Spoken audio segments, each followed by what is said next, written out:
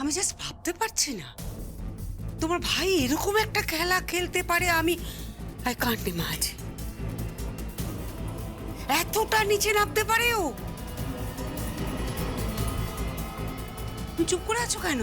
হ্যাঁ, তোমাদের বংশেই না রক্তের দোষ আছে জানো তো। এই ভদ্রভাবে কথা বলো তুমি। কি ভদ্রভাবে কথা বলবো আমি? তোমার ছোট ভাইয়ের সঙ্গে একটা মেয়ের সম্পর্ক আছে। তোমার মেজো ভাই একটা বিয়ে করেছিল, তারপর আবার একটা বিয়ে করেছে। ওর তো জেল হওয়া উচিত। আর তুমি একেবারে বউয়ের সামনে বসে স্বামী স্ত্রীর নাটক করছো। নাটক। এই বেশি বেশি বাজে কথা বলো না, একদম আজে বাজে কথা বলবে না। আমি একটাও আজে বাজে কথা বলিনি। আমি বলছি সঞ্জয়ের জেল হবে, ওর জেল হতেই হবে। তুমি একবার সর্বজয়া চৌধুরীকে উঠতে দাও, ওর জেল হওয়া আটকায় কে আমি একবার দেখবো। সর্বজয়া চৌধুরীকে উঠতে দেওয়া হবে তো?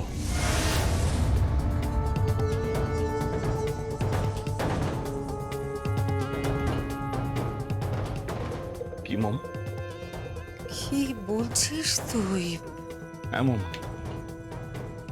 হয়তো হয়তো মেরে ফেলা হবে। কে মেরে ফেলবে? জানি না, জানি না, কিন্তু তোমরা কি শুনেছো যে কাকিন্সের এই ঘটনাটা পুলিশ কেস হয়েছে? আর পুলিশের কাছে পুরো ঘটনাটা কি দাঁড়িয়েছে জানো? কি দাঁড়িয়েছে?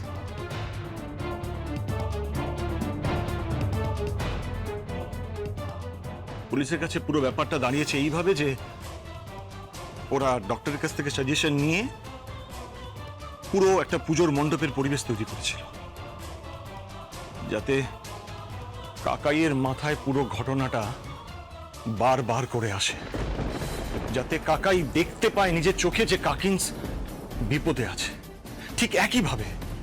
ঠিক একইভাবে গতবার পুজোর সময় কাকাই যখন কাকিন্সকে বিপদ থেকে উদ্ধার করতে গিয়ে নিজে বিপদে পড়েছিল, ঠিক একই রকম ভাবে এবারেও কাকিন্সের মাথায় ঝাড় ফেলার একটা প্ল্যান হয়েছিল। আর সেটা ম্যাজিকের মতো কাজ করলো মম। কাকাই হুইল চেয়ার থেকে উঠে ছুটে গেল, আর তারপরে কেউ একটা দড়িটা কেটে দিল, আর তারপরে ওই ঝাড়টা সশব্দে কাকিন্সের মাথার উপরে পড়ল।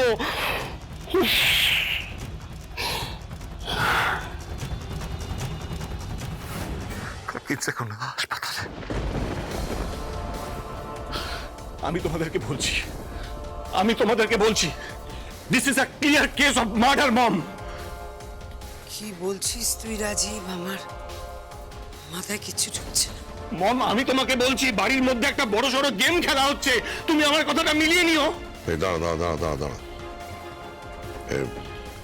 সঞ্জয় সবার সামনে স্বীকার করলো যে স্বর্ণ চাঁপা ওর স্ত্রী, কিন্তু স্বর্ণ চাঁপার সঙ্গে সিঙ্গাপুরে আমি আসছি। এই শোনো, দাঁড়াও। কোথায় যাচ্ছ তুমি?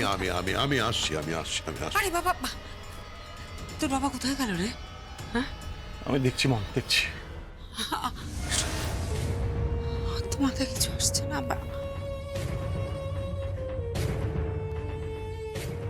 আমি তোমাদেরকে বলছি this is a clear case of murder mom. কি বলছিস তুই রাজীব? আমার মাথায় কিচ্ছু ঢুকছে না। মম, আমি তোমাকে বলছি বাড়ির মধ্যে একটা বড় সড়ো গেম খেলা হচ্ছে, তুমি আমার কথাটা মিলিয়ে নিও।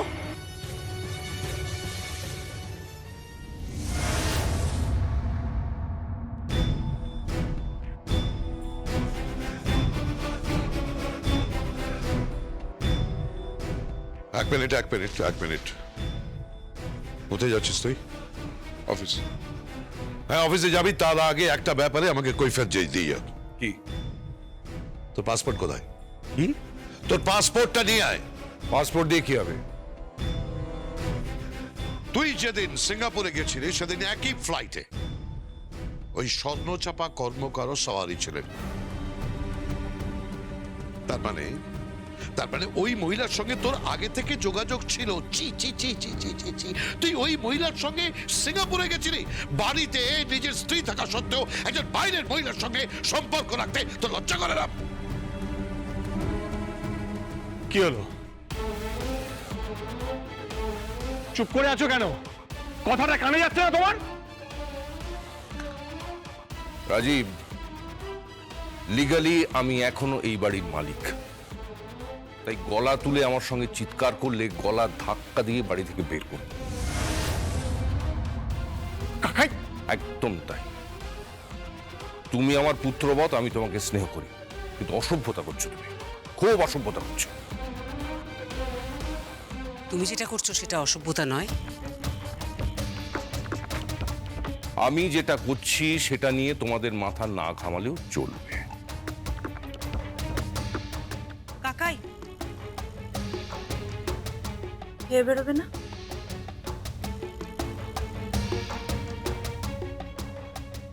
না, কেন?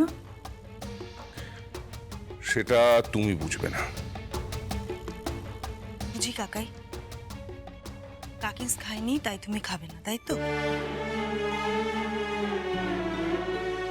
এতই যখন ভালোবাসো কাকাই, তুমি স্বর্ণচাপা কর্মকারকে কেন বিয়ে করলে? আর যদি স্বর্ণচাপা কর্মকারকেই বিয়ে করলে তাহলে কাকিন্সকে কেন বিয়ে করলে? তুমি আর কাকিন্স তো ভালোবেসে বিয়ে করেছিলে। তুমি ওই বিয়ের আগে কোনো একটা ফাংশনে তোমাদের আলাপ হয়েছিল, কাকিন্সের নাচ দেখে তুমি মুগ্ধ হয়ে গিয়েছিলে, আর তারপর স্বর্ণচাপার থিয়েটার, নাটক এসব দেখে মুগ্ধ হয়ে গেলে, আবার তাকে বিয়েও করে ফেললে।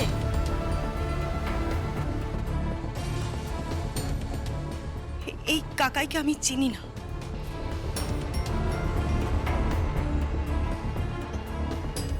খুব চেনা মানুষরা মাঝে মাঝে অচেনা হয়ে যায়।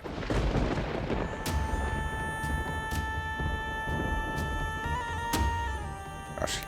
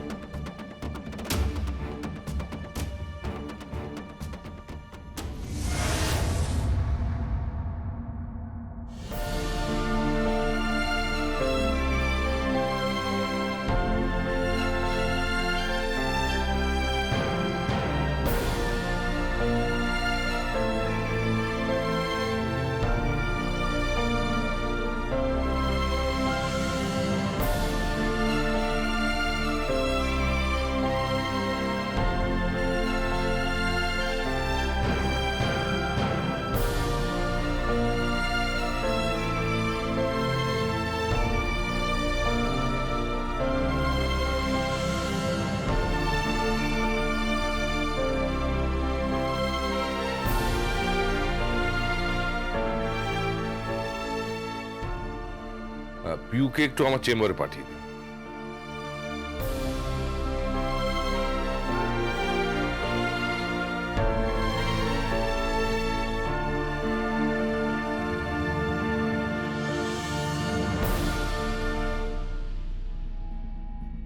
Sir, good morning. Welcome back, sir. Thank you. আচ্ছা, আমি যতদিন অসুস্থ ছিলাম অফিসে আসিনি, যা যা হয়েছে আমাকে বলো। Yes, sir. কিচ্ছু লুকোবে না। Sure, sir. Sir,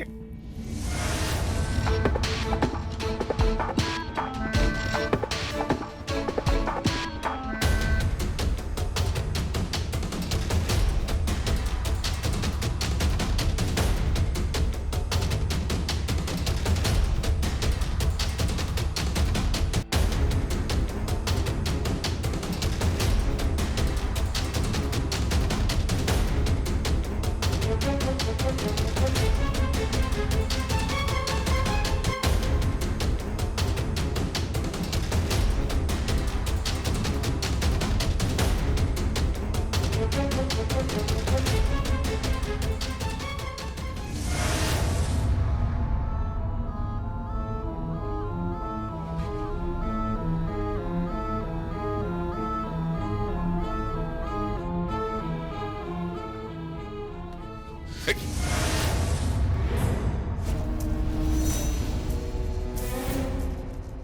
কি জিশান, তুমি এখানে? হ্যাঁ আমি না মানে তুমি এখানে কি করছো? আপনাকে আপনাকে একটা কথা বলা হয়নি। কি? আমি আমি সারাকে বিয়ে করেছি।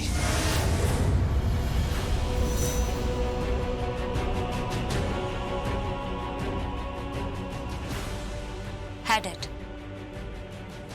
এই ঝামেলার মধ্যে, অশান্তির মধ্যে তোমাকে কথাটা বলা হয়নি। আমি আর জিশান বিয়ে করেছি। মম নিজে দাঁড়িয়ে আমাদের বিয়েটা দিয়েছে।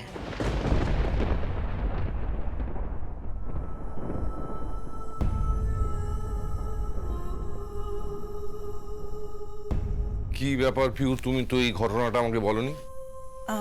আসলে স্যার আমি ভেবেছিলাম আপনি জানেন।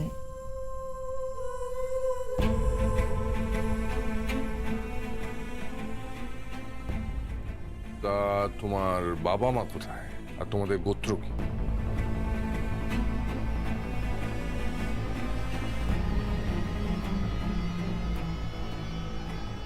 আমি সারাকে ভালোবাসি।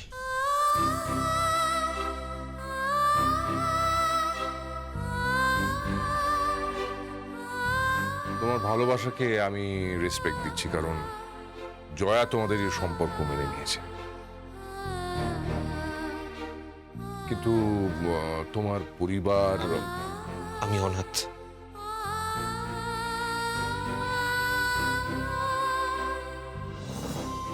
আমার আমার কেউ নেই।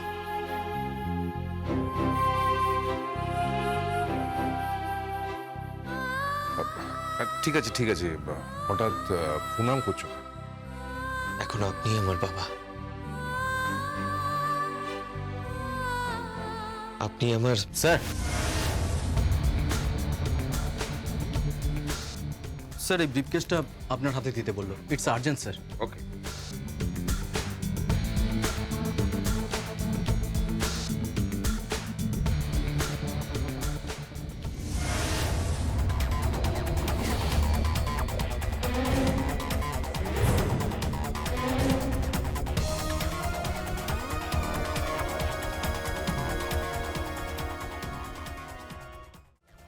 কি এত টাকা?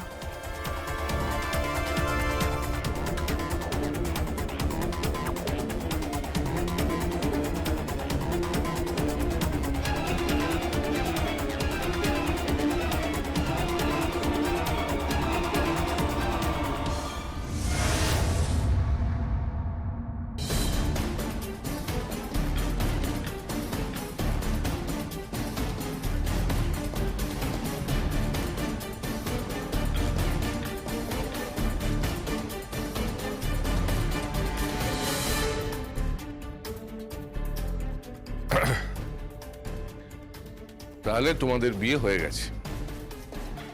হুম। তো সেই উপলক্ষে তো একটা বড় পার্টি দিতে হয়। ঠিক আছে, তোমরা থাকো, আমি একটু তোর মাকে দেখতে যাচ্ছি। ড্যাড, আমিও যাব তোমার সাথে, চলো। আয়।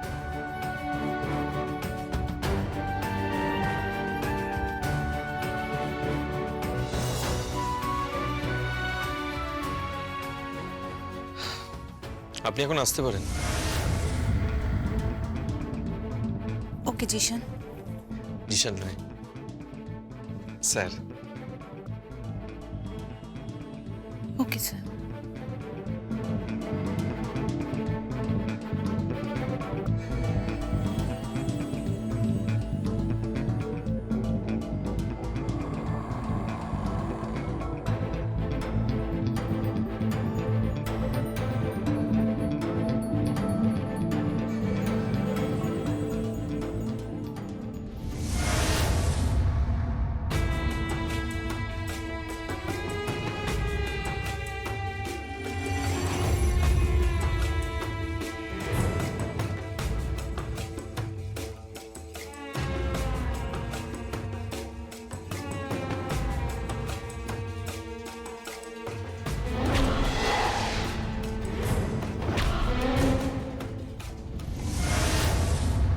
না না না, আমি তোমাদের কোনো কথা শুনবো না। ব্যাস, আজকে তোমাকে, তোমার ছেলেকে আমার কথা শুনতেই হবে।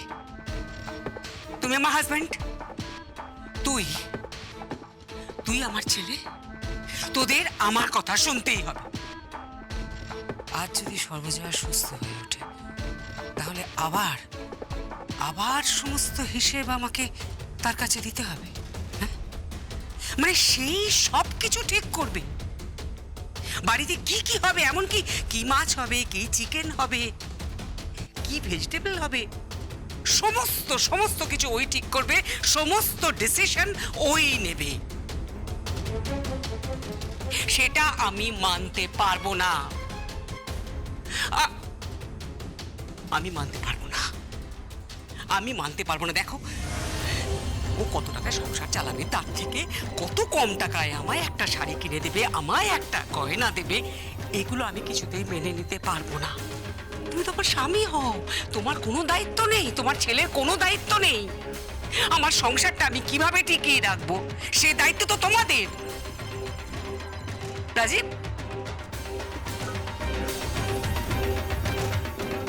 তুই আমার ছেলে, তুই তোর মাকে একটা শাড়ি দিতেই পারিস, একটা গয়না দিতেই পারিস, একটা গিফট দিতেই পারিস। না না না না, তার জন্য তোকে কেন তোর কাকাই কাকিন্সের কাছে হাত পাততে হবে, তুই আমাকে বল। তো কার কাছে হাত পাতবে? আর কার কাছে হাত পাতবে বলুন? স্বর্ণচাপার কাছে? এই বৌমা, তুমি আজকাল বড্ড বেশি পিঞ্চ করে কথা বলছো। তো আর কি করব? আর তো কিছু করার নেই। আমি তো এরকম ছিলাম না, কিন্তু আপনাদের যত দেখছি আমি অবাক হয়ে যাচ্ছি। যে মানুষটা আপনাদের এত কেয়ার করে, আপনারা সারাক্ষণ তার ব্যাপারে এত উষ্মা কেন প্রকাশ করেন আমি বুঝতে পারি না। না না, আমরাও তো বুঝতে পারি না তুমি কেন উষ্মা প্রকাশ করো না। তোমার স্বামী তো একটা স্পাইনলেস।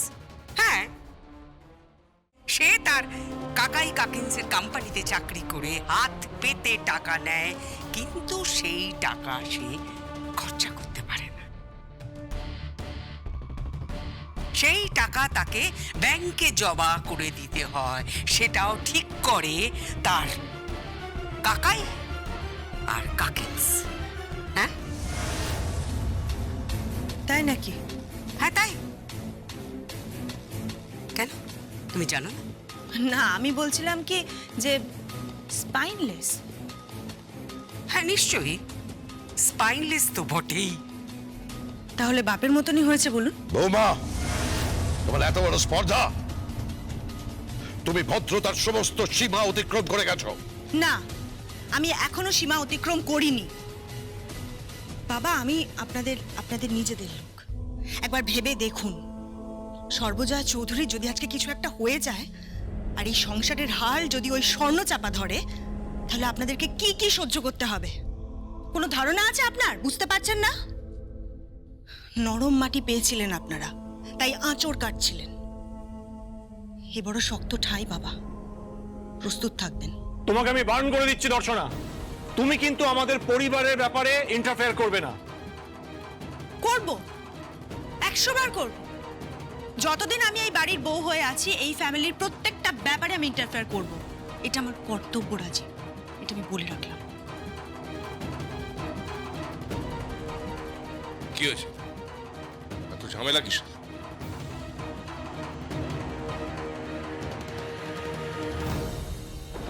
উত্তর না দিয়ে চলে যাচ্ছ যে?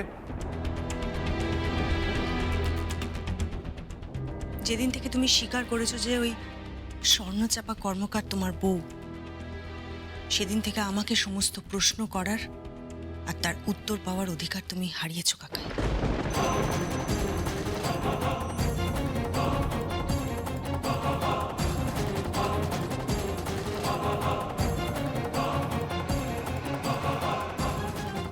শুনলাম আমার মেয়ে ওই জিশান বলে ছেলেটাকে বিয়ে করেছে, আর সর্বজয়া সেখানে দাঁড়িয়ে থেকে বিয়েটা দিয়েছে।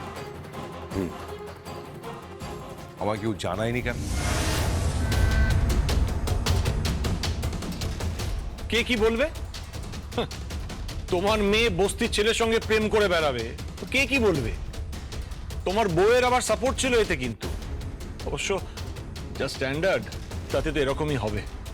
সর্বজয়ার কি স্ট্যান্ডার্ড সেটা সর্বজয়া নার্সিং হোম থেকে ফিরে এলে তারপরে আমরা ডিসাইড করব। ফিরবে তো?